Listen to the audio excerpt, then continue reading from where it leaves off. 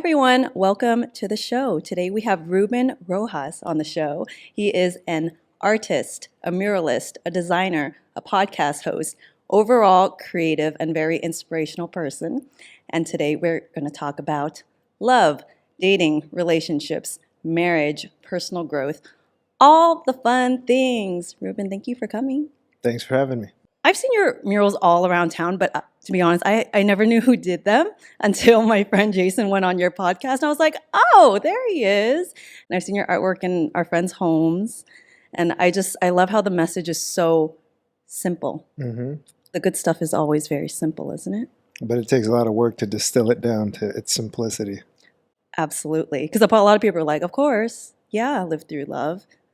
But to embody that is, I think, a lifelong process. I'm actually struggling with it right now. I mean, it's a challenge for me every single day too. All right, so can we start talking about your lovely family and your wife? So I Insta-stalked you. Your family, can we get some photos up here?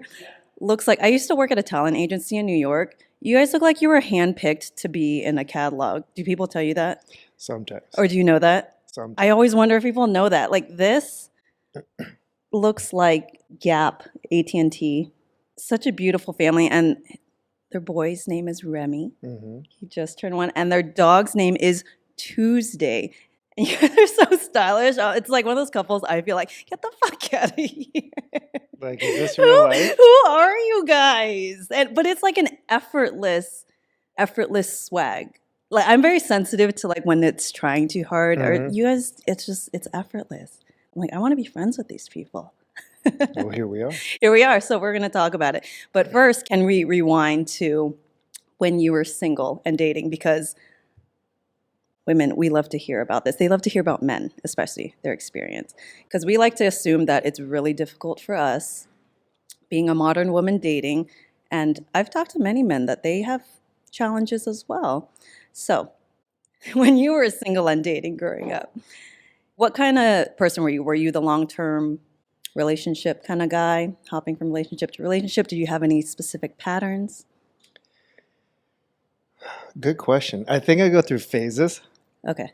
So it depended on my phase in my life. Okay. And, you date, you figure things out, you have a lot of fun. Yeah. You find someone, you're like, oh, let's see how this can go. And honestly, typically, whenever it was something that kind of started going the distance, it was basically about a year. At the year mark, I knew I left or they left, or it was just this isn't going the distance. Because to me, relationships and dating is about, are we going to be able to go the distance? And the minute I felt that it wasn't going that way, or they felt it, I'm like, not that it didn't hurt any less, right? Breaking up does hurt regardless, but if you really start thinking about it and looking at it back now, it's like that was the best thing for us, mutually. Got it. So what would come up around the 1-year mark where you would kind of feel like this isn't going anywhere?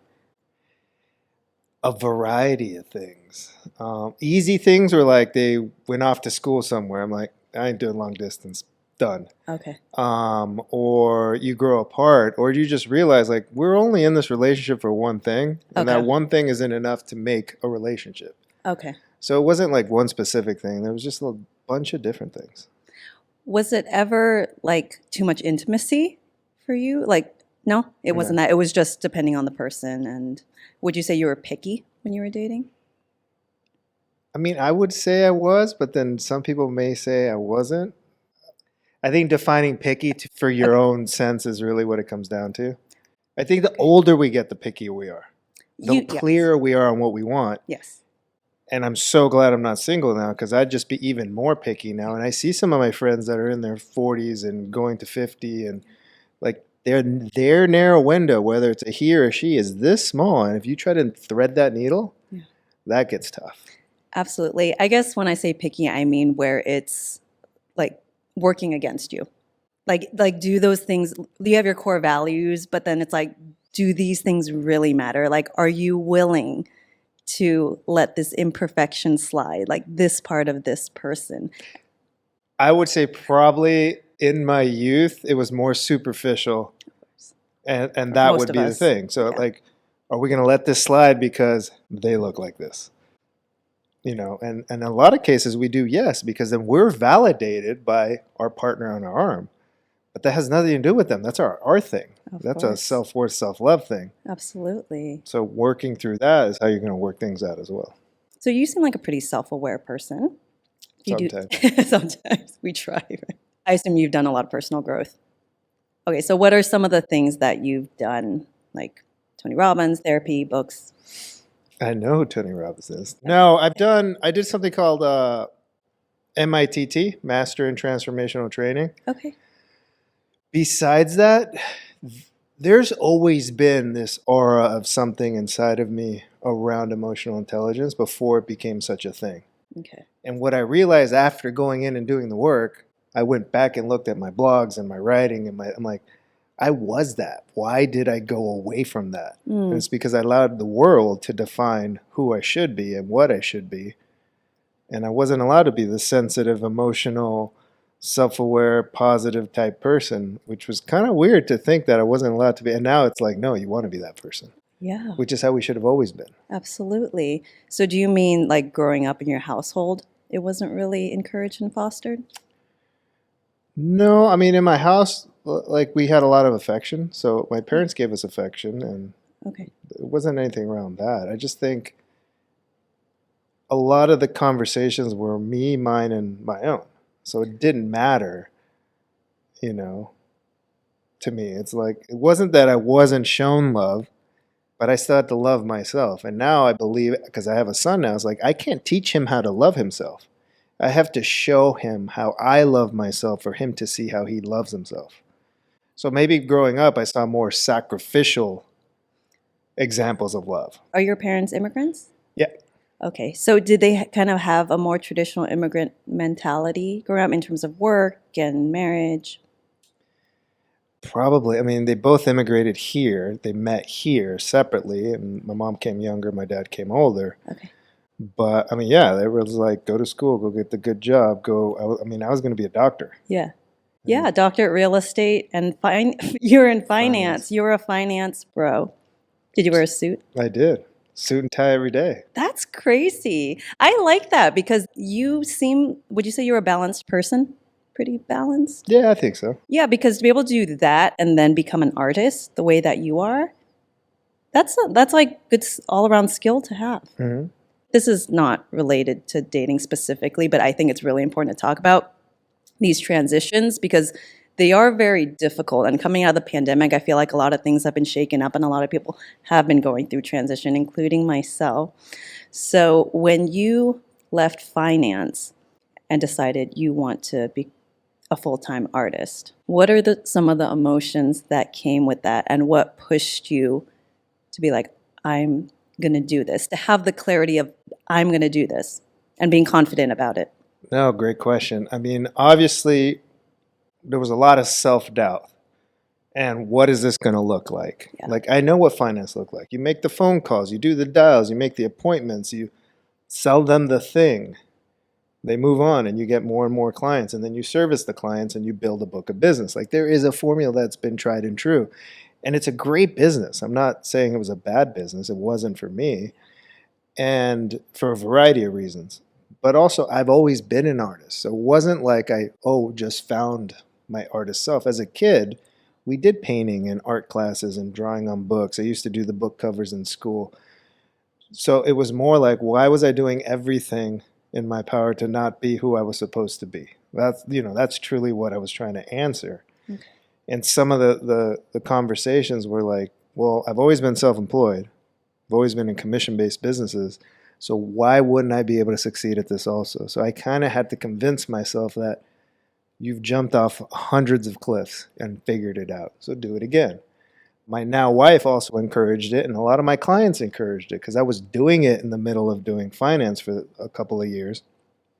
And they're like, you need to be doing this. We'll be fine.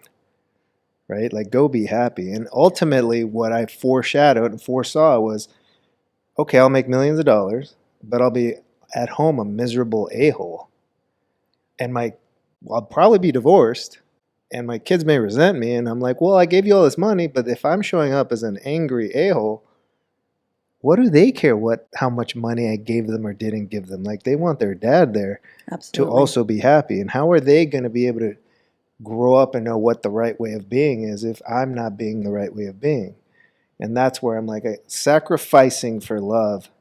There's many sacrifices you make, but you shouldn't be a martyr or a victim or listen to what the world thinks you should be. So those were the conversations. Would you consider yourself pretty spiritual? Yeah. Yeah? Since a kid?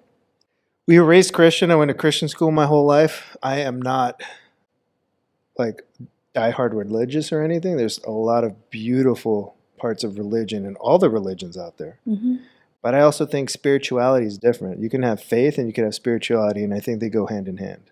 What are some things you do currently to tap into that? Because, you know, I get everything you're saying, like that feeling and the clarity and the knowing, but sometimes people can be so lost or like cerebral. That's me currently about like, what should I do? And balancing the income coming in with my skills, but also following my heart, which I actually found easier in my 20s.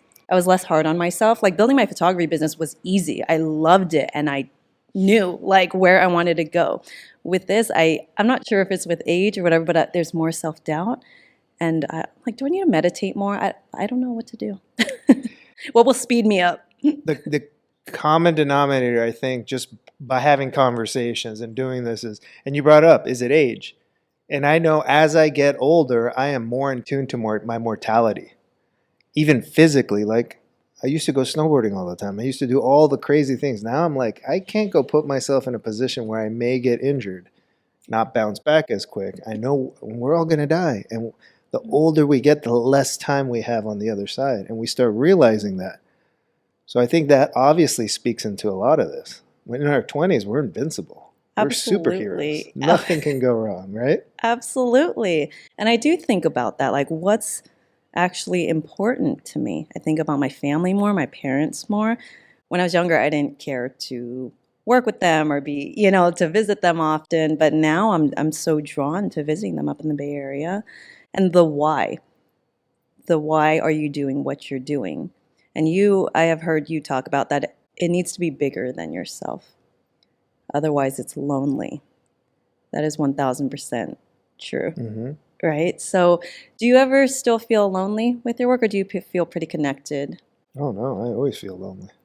Okay, It's funny, I talk to different friends, and I'm like, what we do, like one of my buddies is a big podcaster, and we were just having this convo, and I'm like, it gets lonely. Like, it doesn't matter how many people you interview, how many people you meet, how many things, what we're doing can be lonely. Yeah. It's because we have this vision and this mission to see to fruition. Absolutely. I guess that comes with it. But maybe I'm just too hard on myself. I'm like, why do I don't feel like fully connected right now? I'm like, I think that's the key, but I'm not really sure the steps to take. I'm also learning patience too. Life ebbs and flows. It's not great all the time, but as long as you just keep going. Mm-hmm. Like everyone's just trying, right? We're like trying to do our best. So I was like, just keep going, keep learning, stay curious. I want to ask you more about dating. Okay. Okay, so where were you at when you met your wife? You were working in finance. Were you happy? Were you going to Vegas every weekend? Where were you? I did a lot of Vegas. That was in my 20s. That was way before her. Those were great times. Now, very hard to get me out there. At that time, I had been single for a year. I was living in Santa Monica. I had a buddy that just ended up becoming a roommate because that wasn't the intention. But, he's like, I need a place. You have a big place. Like, okay, cool. A little money will help. And after a year, he's like, dude, you need to get out there. I just didn't care. It was like, look, I need to figure me out. This is like the year and a half, 2 years of painting murals, still doing finance, and like, what does this look like, and how do I get out of this and become this? So part of that was this other thing. So he threw me on Bumble. And I had gone out. I met a few people, but I wasn't dating. I'm like, we're not going past like having a good time. And matched with a bunch of people.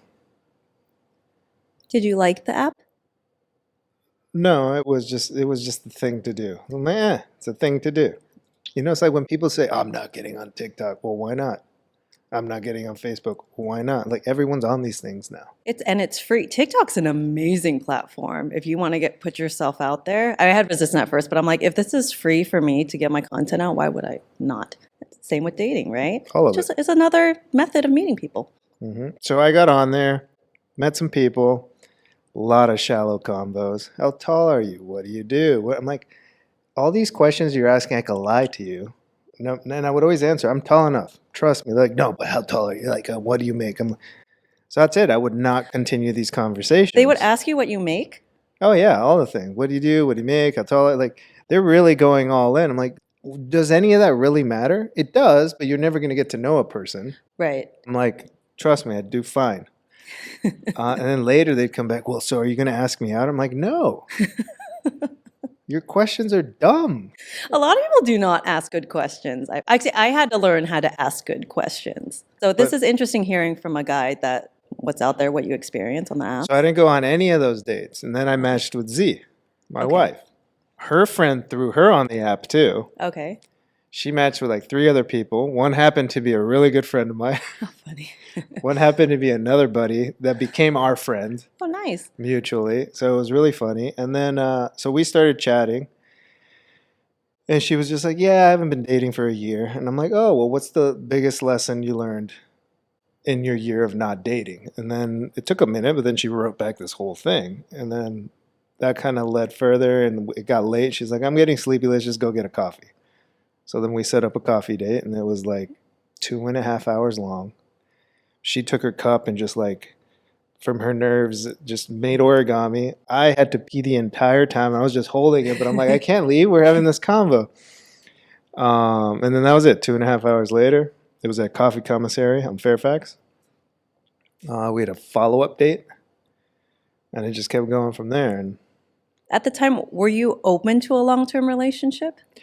I wasn't not open to anything. You were just... I had no plan. Okay.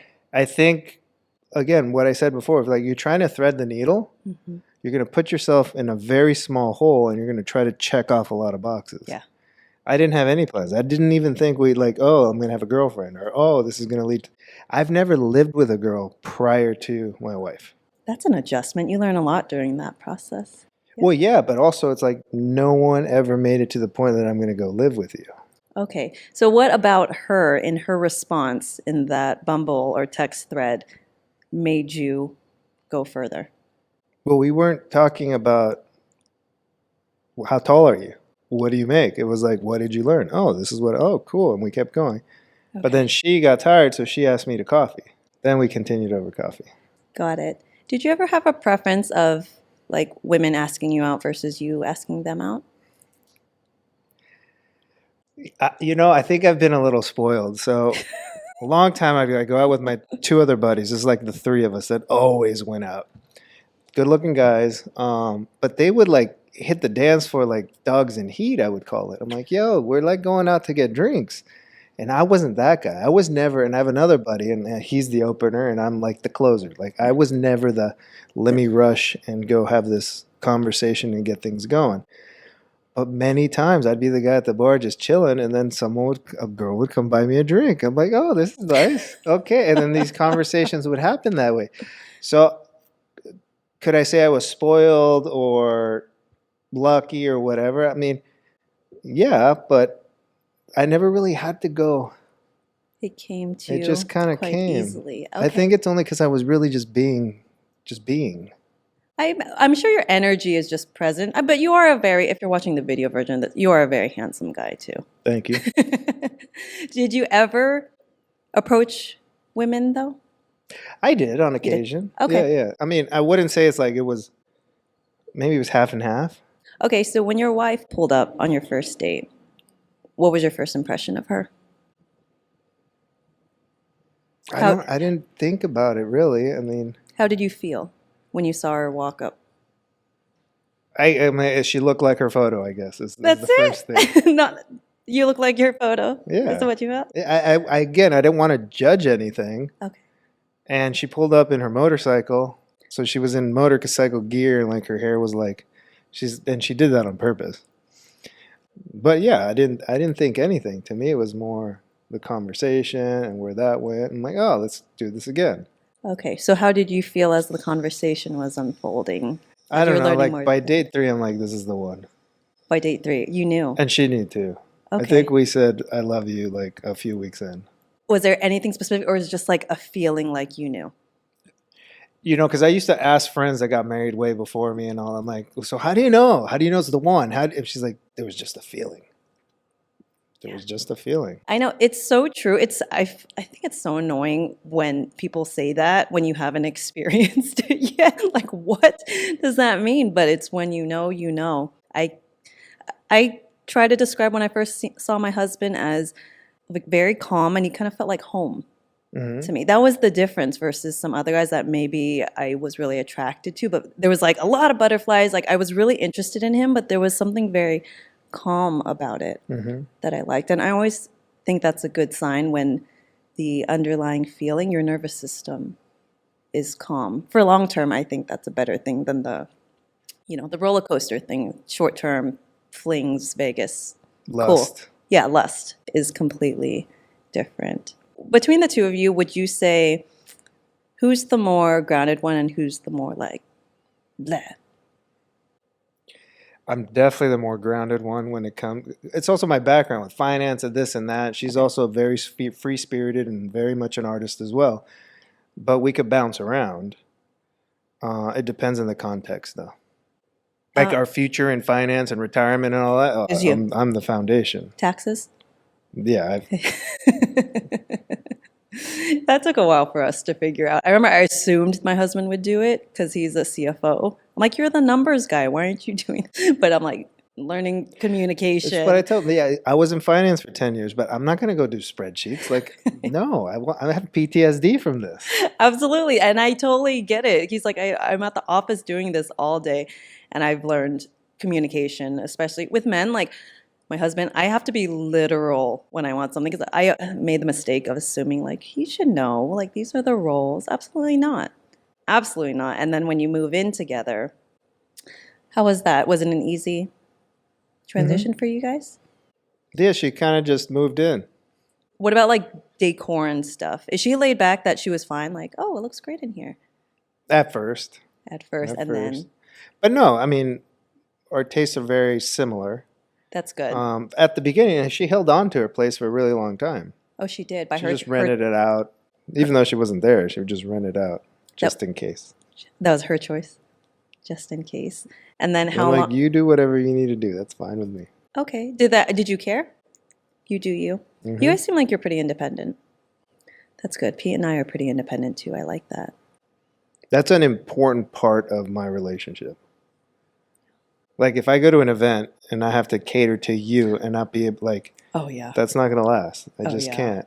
Yeah, same. Like the clingy people or people who can't be independent, I'm so like can't. repulsed by it. I Like can't. the neediness, I'm like, oh my God, like I couldn't do it. And so, yeah, same with us, Pete. Maybe because we met each other, quote unquote, later on in life. Like he was already 40 and he had his soccer and, he's doing his thing. Freedom's really important to me as well. My self-identity.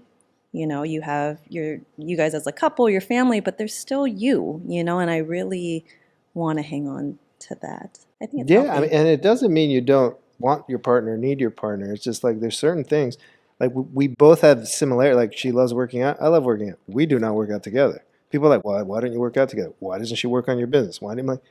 She needs to do her, and I need to do me. And there's all the things that we already do. We're creating a family. We travel together. We live together. Like why do we need to do more things? I'll never understand couples that do like 24/7 the business. I'm like, oh yeah, my parents. I saw it, and that's why I don't do it. I'm like, I don't want that. I like a little bit of separation when you come back. Does she help you on your business at all, or you guys work together on anything? not really. I mean, a little bit. I mean, Here and there. it's life. So after you had the kid, we don't have kids, so I imagine that you learn a lot after you have a kid. How did that change how you show up in the world? Like, did it change, your purpose, who you do things for?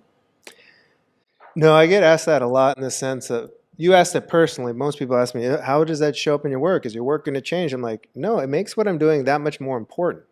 I get to keep doing it and showing up that way because I'm leaving this now behind for him. Before I was leaving it for anyone that's following us, but now I have a kid that's going to inherit the earth we leave behind. So it's more important, but it's not that it's changed in any way. Did any fears come up from when you got married? Did any fears come up then? And then do any new fears come up after having a kid? I feel like once you're committed to X amount of levels, like to me, marriage, it's a whole nother commitment. It's a whole nother putting it in front of everyone. But then you could also say, well, this is like the next step to do certain things. So you can look at it both ways. But if you're already that committed to each other, I don't think you have to do all these things that the world tells you. Like some people are like, you guys are moving too fast. And Z's like, I was in a relationship before him for like 8 years and nothing ever happened. Like, what's too fast? Someone's like, I just met, we got married, we're having a kid, we're 3 months into this thing. Why not? What's wrong with that? Yeah. And some people are like, no, we need to be together 6 years before I have a kid and before, like, all these constraints, I think, these are all our conversation. If we stop realizing what the world wants us to do and just be it and just do it. Like, so I didn't have any major fears except for like, this is now, I already thought it was forever, but now this is really forever. And it's more because of my business brain. It's like, oh, it's just more paperwork. Got it. But it was cool. The minute I thought the coolest title was like, this is my wife. Yeah. And, and I'm husband. Yeah. So that's cool. But now it's like, this is mother of Remy. I'm father of Remy. Like, that's an even cooler title. After Remy was born, did any fears come up? Or actually, probably before he was born, did anything come up for you? I mean, there's all kinds of things. Look at that face. There are all kinds of things that come up. Oh, I'm wearing the shirt.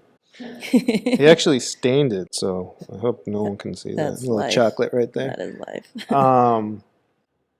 The question is like how, like we would talk, like how are we going to do with this? Because you can't compare to how our parents raised us or their parents raised them. Every couple years, it's a completely different world. It's a completely different economy. Like I look back, like how did my parents have 2 of us, cars, houses, private school, and all that? And I'm looking at that now, and I'm like, I make a good amount of money, and I feel like I don't have any of that.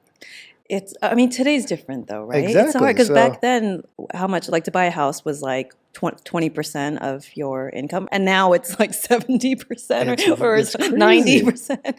But I think the fears are like, how am I going to do this? Like, there's no instruction. I know we don't come with instructions, I know we're all doing the best we can with the tools that we have. Yeah. And, the minute they showed me how to strap him in, like, you're off, and we left the hospital. I'm like, what? Yeah. What? Like, Z and I look at each other like, they're letting us go with this thing? Gotta like, keep it alive. Like this. I drove probably 10 miles an hour home all the way. Oh, speed bump. No, we can't go over speed bump. His little head. I guess the biggest fear is like, we're all going to mess them up somehow. Hopefully it's just not bad. I mean, that's part of growing up. Everyone has stuff. You can't avoid it. And then I guess it's the fear of bringing our own baggage into it. I mean, that's the self-responsibility. And like you said, everyone's doing the best we can. Try to have self-awareness, keep learning and doing that. I have a lot of fears and hesitancy with having kids. We'll figure it out. But like what? I think my freedom. I think being a woman, like the idea of being pregnant and carrying a kid is not appealing to me. It's not like, I think I would feel about the way maybe a man might feel about it more, where I like physically I won't be able to work as much and all that breastfeeding and all that. That's probably the main one, actually, is the freedom, because we can take off and travel right now. It's kind of like selfish mode, but we're loving it. We're going to Antarctica in December. Amazing. Yeah, and I'm really excited. And my mom did say, she's like, enjoy your life now, because when you do have kids, for the first 10 years or so, the focus is on them. Those are just some of the thoughts. So I'll challenge you on one of those. Okay. Both your fears are completely accurate. I obviously can't speak into, I'm not a woman. I didn't go through pregnancy. I know what my wife went through. So those are all very valid things. But as far as freedom, yes, we do lose a little bit of freedom. But Remy's going to have gone to 10 countries under two. You can still travel. It's harder. It's not easy. The freedom changes, but if you change your lens as to what it looks like, you'll be fine. There are a few, like Z and I would go to a movie once a week. We barely make it to a movie now. It's like, Right. because just getting the babysitters, like, is it really worth spending $250 to go to a movie? Like, Yeah. something like that gets into it, but you figure it out. Do you ever miss certain things that you used to be able to do more easily? It's we always bring up The the same. It's usually the movie. movie thing. What's the last movie you saw together in theater? What did we go see? We saw Top Gun. Oh, that was a good one. Oh, it was perfect. It was so well done. I felt so good leaving the theater after seeing that. And then The Rock's new Black Adam's coming, so we'll definitely go see that. Yeah, the movies is. I didn't realize how much I missed until after the pandemic when they started opening. I'm like, I miss this. It's those little things. But I guess it's that same thing like people that they're like, you don't know the joy until you have the kid. Like you're so happy to do those things for the kid. And I'm sure if we had one, I would be obsessed with it. But just seeing it from the outside lens, from my sister, my friends, I see how tired they are as well. That tiredness is real. I love my sleep. I love my sleep. And I know you adjust. You just do it. That's what they say, right? You can go to bed when they go to bed, and you can get your 12 hours if that's what you want. That's true. I get my 7 to 8. There's certain and I mean, he's only a year and a half. I know once he gets into sports, that's a whole nother thing. Then your weekends are really packed. Like I know more and more things happen. Yeah. But the amount of friends I have, even my brother, how he raises his kid, everyone does it completely different. So if you want to have all that fear pent up of like my life is over and my kid is everything and now I have zero identity, you can totally be that person. But you don't have to be that person. Right. Like I'm a big believer, our children, in my case, our child is an accessory to our life. Like we chose to have him. We add him to our life. We don't now alter our life and put our life on hold for him. Like I have an event, he's there with me. The rare occasion we don't bring him, everyone's like, where's Remy? Because he's like the life of the party. I'm like, oh, we didn't bring him out then. Why not? I'm like, oh, I guess we should have. I imagine if we ever did that's what I like seeing from other people. I'm like, that's so cool. It's very organic and it feels more natural in how life should be. It seems nowadays it could go the other way where it's very, very rigid.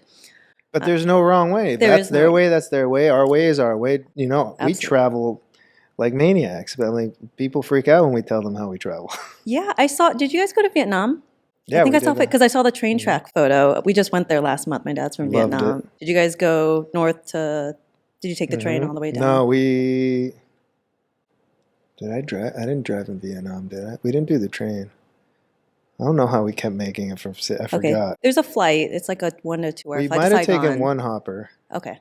But yeah, we went Saigon to Ho Chi Minh, everything in between. Hoi An, loved Hoi An. Did you see the Bana Hills, the Hands Bridge? No, that one we didn't go to. Epic. Cool. That's like a newer part, I And think, Da Nang. right? Yes, Da Nang. Yeah, I do. I love the North. How Long Bay? Did you the cruise? The food, everything. It was awesome. It was great. Where's Remy been? You said 10 countries? By the time he's 2, he'll be in 10. So in 2 weeks, we go to Costa Rica. He just did Switzerland, Italy, Germany, Denmark, and London, the UK. And when you travel, is it just the two of you and him? Do you have help?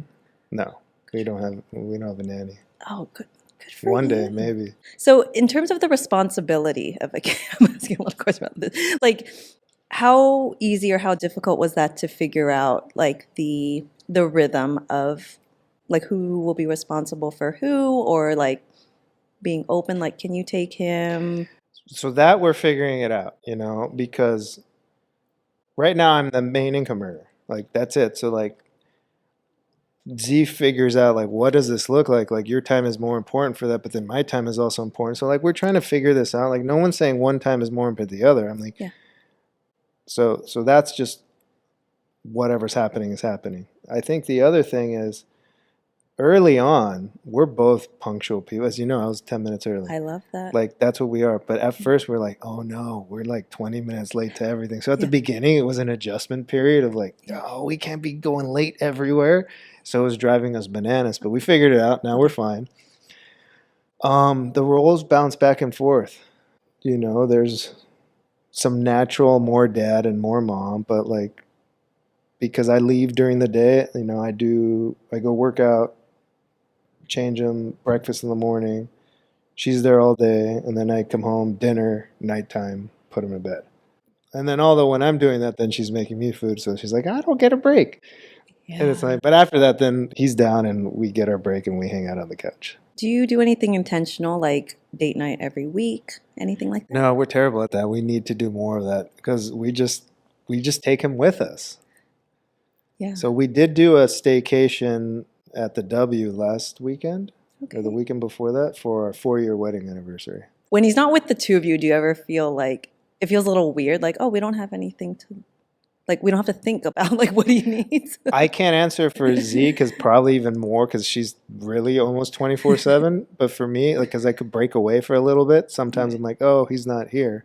But yeah, when it's weekend and we're having fun, or like we're at the pool, he wants to be in the pool. I mean, he was only gone for 24 hours.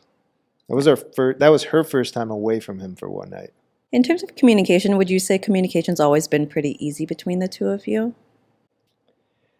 I mean, we communicate and we communicate differently, and we're just making sure we're constantly trying to understand what we're doing. So I think it's a constant work. Hmm.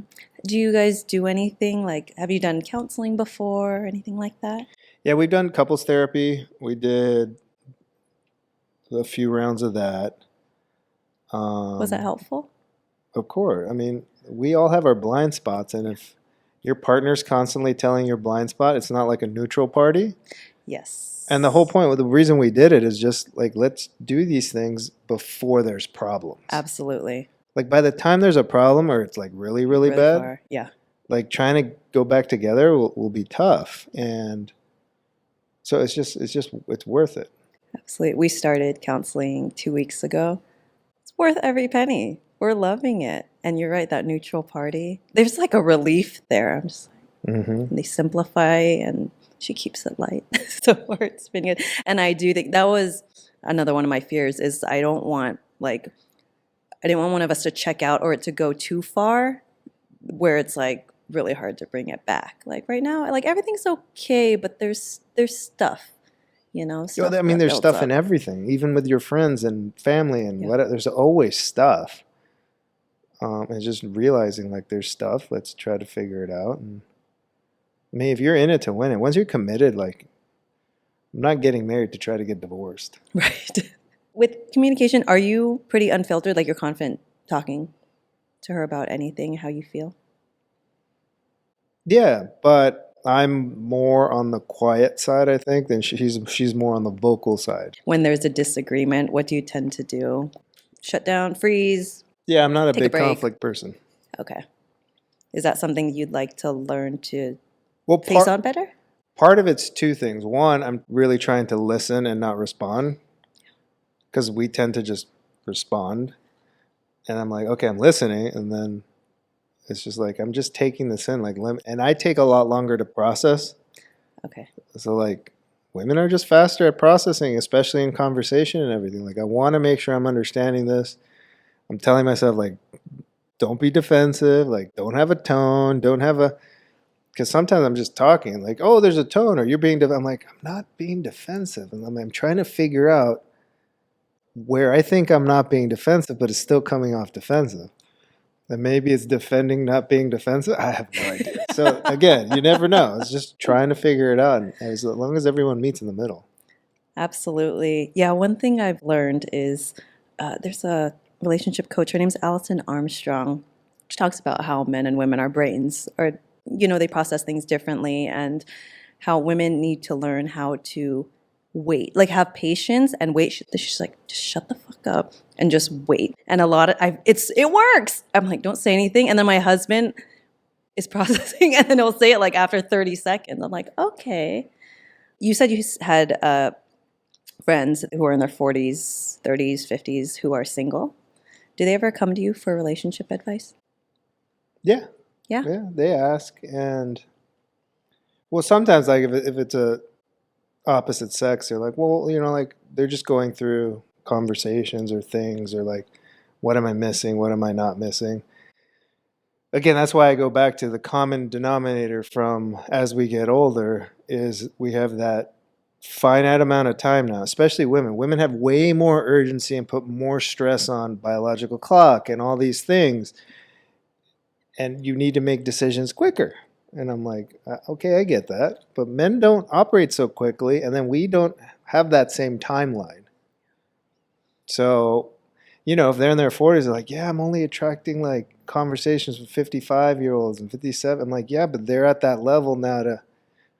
So it's like, but you got to figure out what you want. I just say, like, be open. Like, if you really want a kid and this and that and that now, there's nothing wrong with like in 1 year having that all. Just being open to it. But I think the older we get, the more picky we are because we have less time. And honestly, we've been through so much bullshit. What, like, no, I don't like that flavor. It's not 31 flavors anymore. Like, give me 2 flavors. Yeah, the openness, that's number one. I can tell if someone's open or not. They'll say, because that was me. At one point, I had a coach, and I'd always go in and talk about, my dating, my struggles with dating. And then one time he's like, okay, so if your guy showed up when you walk out that door, like, would you embrace it and be ready for it? I'm like, totally. And all he did was smile, and he's like, okay. And I knew what he meant. He's like, no, you're not. But to be truly open and not picky about like the stupid shit, the color of his shoelaces or what, I'm like, does this really matter in the end? Mm-hmm. Like it is fair to have your preferences, but look at like the core things that are your values that you aren't willing to budge on. That's fair. Like integrity was my core value. But the other stuff, it's just like you're not perfect either. No one is. And if you're in a long-term relationship, you will quickly learn nobody is going to check every single wish that you have. Mm-hmm. Right? And then that's okay. That's something I had to learn. I didn't realize how distorted my expectations were from growing up. But you also don't even know all the things that you want or think are on your list. Oh, and how many of them are really not on your list? Absolutely. And you learn after you find the person too of like, oh, I didn't know I liked that. Mm-hmm. So we're always growing, and I'm learning the work never stops. So for high performers out there, because specifically a lot of high performers listen to this channel, if you were to give them one piece of advice for those who are looking to create the relationship of their dreams, what would that be? From my experience, having friends on high performance levels and working on these teams, balancing your masculine and feminine energy. Did you have to learn to do that? I get to embrace my femininity a lot more. You're right, as an a man. artist, yeah. But like, I know I have a lot of women, they're boss ladies, but like you could be very emasculating. And there's a lot of men that aren't very masculine. And it doesn't mean good, bad, or indifferent. It's just look at how people are showing up. And if you're emasculating them, they're not going to show up the way you want. They're not going to sweep you off your feet and pick you up and pin you against the wall. They're not going to do these things that you're craving because you're showing up as that overpowering thing. One of the things I learned when doing some of the work, one of the coaches was like, he was talking to the ladies. I'm like, that's exactly what it is. Women are like, hey, can you change the light bulb? Change the light bulb. Yeah, I'll do it. Change the light bulb. Change the light bulb. They say it a million times and we haven't done it yet. And it's not that we don't hear you. It's like we're coming in and we're tired. Like we've been out working all day. And then where it could go wrong is like the woman gets pissed off and she's like, F it. I'm just going to change it. And then they do it and it's done. And it was like, oh, on Saturday, I'm like, yeah, I'm going to do. Oh, you already did it. And what he said is like, it's just, in my mind, it's genius. You're like, hey, babe, I just bought the light bulb. Can you please change that for me when you get a moment? You already gave all the tools, because in our head, we're like, damn, we got to go to Home Depot. We got to go buy a light bulb. Oh, we got to go wait in that line. When am I going to go do this? When I go home and spend time with my wife. Like, we're thinking all these things. It's not important to go get the light bulb, so we end up not changing the light bulb. So there is a way to like balance that teamwork. If you want something done, like, okay, here's the drill. Go, like you put the things out, but don't do the things.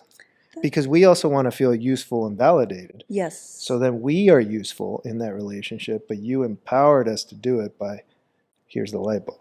Oh, that's actually really helpful, even for me, because what I've been doing is more, I thought I just had to be more specific, like, can you change the light bulb like today or something like that. But that totally makes sense that if I just hand him the light bulb, that's good teamwork as well. That's awesome. That's an awesome piece of advice. And you're completely right, especially for the modern boss woman, balancing that, learning to receive, but also keeping the parts of you that, because there are parts of me, my masculine part, that I really love, but it's learning to, show up in my marriage in a way where it's more balanced. But it's also, where's our most powerful state? It's what our true being is. And it's not easy. Also, some of the women I know that do this, it's not that they want to do this. They've just realized something happened over time that they just became this. And they're like, I'm just going to handle it. No one's going to take care of me. I don't deserve this. Whatever. Who knows what the combos are? They all are different conversations. I'm just going to be abandoned, left behind, or whatever. Like, we all have different issues and conversations, right? Like, men want to feel worthy and like they belong and they're useful. Simple. And you start doing things that make us feel like, well, we're not needed. Imagine how we're going to feel. I have one more question I forgot to ask. When you were dating, did it matter what a woman did for work? Did you care? No, I didn't even think about it. Okay, see, I think that's a misconception a lot of high-performing females have. Like, for us, it's for ourselves and among our peers. I'm like, that's for you and your peers. Men, that's not what they're looking at. At least it's not the first thing they're looking at. A lot of high performers are achievement-based, right? So they were probably celebrated when they were doing well. So a lot of women, I think they tend to lead with that sometimes, where I say, like, it's your heart. It's you, it's your heart, beauty inside out, and that's just one sliver of you. Yeah, it's great, you're purpose-driven, you love what you do, but all the men so far have said they don't care. They don't think about it. No, I want you to have something that you find value with, that you're happy with, that you're contributing with, like whatever that is. Yes. That's on you. Got it. But that wasn't the question I asked. Well, what do you do? Okay, let's go out on a date. Like, yeah. But what you would get asked that from women, right? Oh, yeah. What do you do?